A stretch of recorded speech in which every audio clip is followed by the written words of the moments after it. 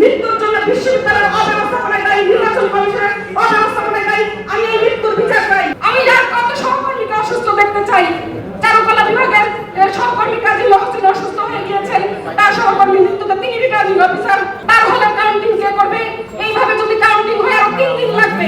আপনারা কি আমাদের সহকর্মীর লাশের উপর দিয়ে যাচ্ছেন? আমার সহকর্মী এই মৃত্যুর জন্য বিশ্ববিদ্যালয়ের অব্যবস্থাপনায় দায়ী, নির্বাচন কমিশনের অব্যবস্থাপনায় দায়ী। আমি এই মৃত্যুর বিচার চাই। 3 দিন ধরে অমানসিক পরিশ্রম করে যাচ্ছি।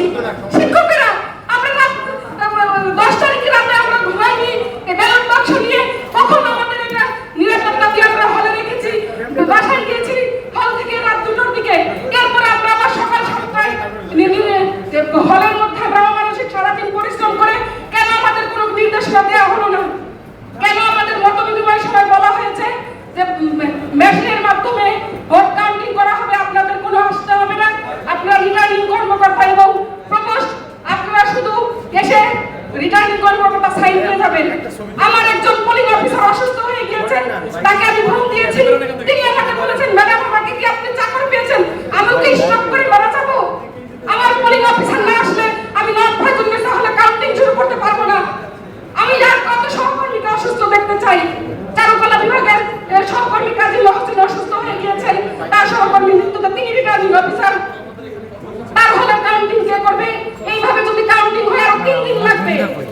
শিক্ষকের কি পরিবার নেই?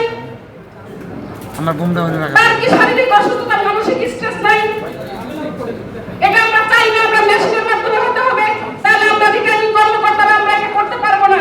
আমাদের পোলিং অফিসার তাহলে আপনাদের যদি এত দক্ষ অবস্থানে থাকে, তাহলে আপনারা যদি ম্যানুয়ালি সিদ্ধান্ত নিয়ে থাকেন রাতের বেলা, আমাদেরকে সেই সিদ্ধান্ত জানাবেন না কেন?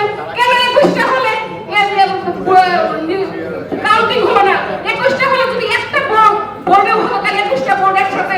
একমাত্র স্মার্ট সিটি বসুন্ধরা, আধুনিকতায় এক ধাপ এগিয়ে। কাউন্টিং শুরু হতে আমরা গতকাল রাত 10টায়